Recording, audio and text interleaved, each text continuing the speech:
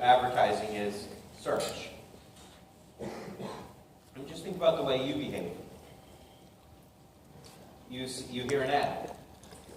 It causes you to be interested. What's the most likely action you're going to take? But search. Well, the response in the old days was to check it out, right? So the way you would have to check it out was to go check it out. Today, you can check it out online. So the response really is the same, which is to check it out. It's just the version of checking it out is different. And that now, the checking it out begins now on the internet with search, through online, which makes this critical because, we've introduced a simpler middle step for them, which actually is to our detriment because they can now check us out and determine that we don't have what they want, which is the problem with most people, the way they set up their online presence. Well, look, so now you think about it, they go search. What do they find when they search? I don't know if you know this, but the first items on most searches now are ads. And not just on the right side, but the first items on the top, right in the center section. The main section are ads. So when Which is relatively new. Yeah, they used to trigger sometimes, but now it's like all the time. Yeah, it used to, before, initially it was just all on the side. So it was like the left side is the organic and the right side is the paid. Well, and I think that part of this was in the early days of the AdWords program, 2004. I think Google was almost apologetic about the ads, right? Like, oh, sorry, we got to make money somehow, so we're going to put these ads on your search page. Sorry about that. And they discovered that most people didn't click on the ads. But a lot of research has demonstrated, first of all, consumer awareness of the ads, that people realize they're ads, but also, secondly, that people, because the ads are relevant to their searches and Google works extremely diligently to maintain relevance, that the ads... even factored into the bid process. Right, that the ads sometimes are better search results than the search results. And if you think about that, it's because in order for there to be an ad there, someone had to pay money for that to be there. And had to be relevant. And it had to be relevant. So someone's backing that result with money, whereas the organic results aren't backed by money. So they're more likely to be random. And what we all know is that when you do a search, once you get down to the end of the first page and then onto the second page, the results are kind of junk. Right? It's usually only the first few that are meaningful. But among the most meaningful results now are the ads themselves. Well, over time, they went from being like on the right only and in yellow, so they were like stood out, to then like having one special ad, like the highest result got shown at the top of the left side, right? And now you've got 3 ads at the top of the left side and ads down the center, right? Down the right. And so it's completely melded the ads and the organic content, like this. And so the ads are coming up. So the ads are going to be the first results guaranteed on every page. Right. So this presents both a challenge and an opportunity. The challenge, of course, is now competitors can place ads on your search. Now they're going to pay a bit of a relevancy price, right? So they'll have to bid more to compete there because they're not directly relevant to your search. The competitor is not what people are looking for when they search your name. But nonetheless, they can pay and be there. So the challenge is if you don't do something, if you can easily knock them out of position because you'll be more relevant.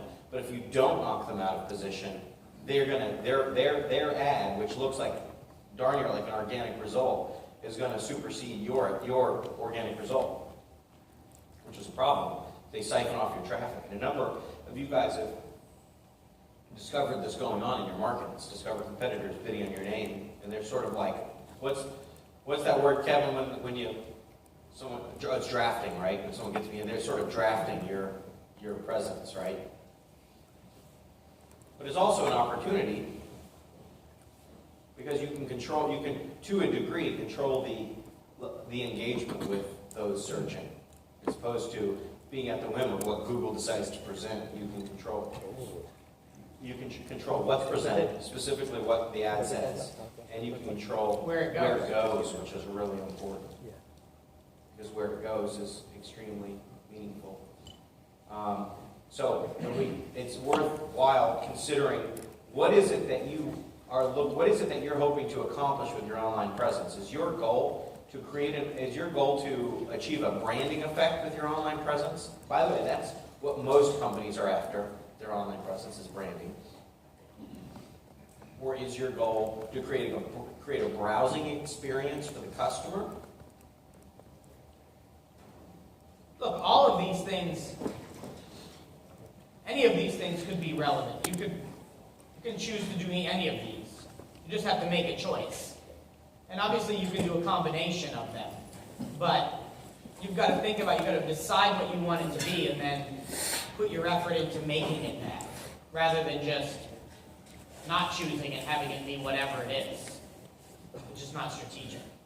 And then ultimately you can have it as the presence be built around lead generation. So it's not necessarily a question to answer out loud here, but it is worth considering. Do you want to create a branding effect, a browsing experience, or generate leads? What's your goal? I would generally suggest that the ideal goal here is to generate leads, so you have something to work with. You have the most to work with. So then you should align your online presence With that goal. right.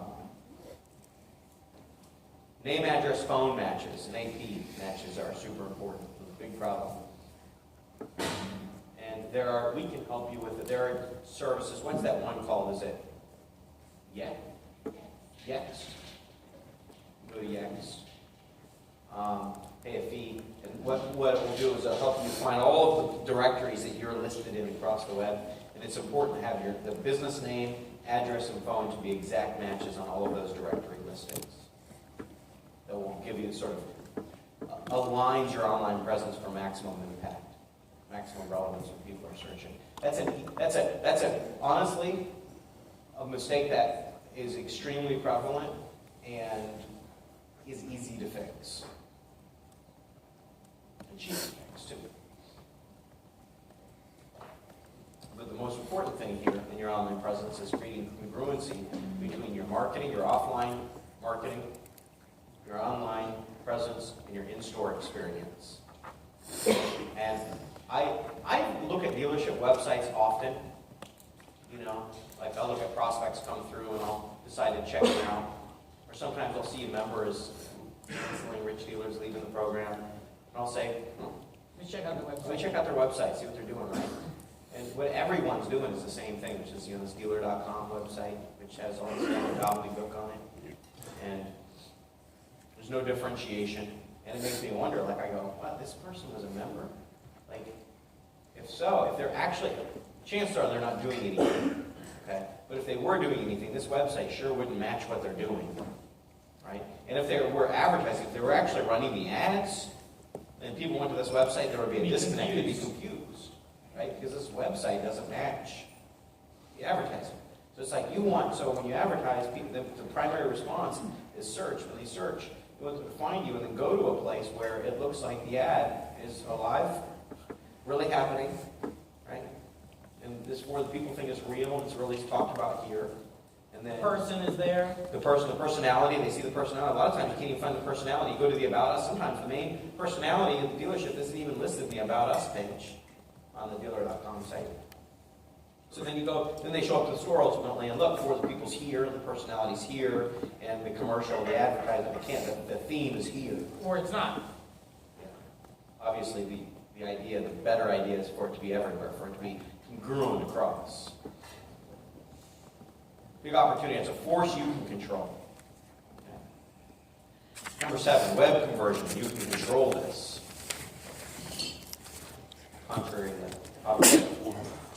Bless you. Our idea here is a simple idea.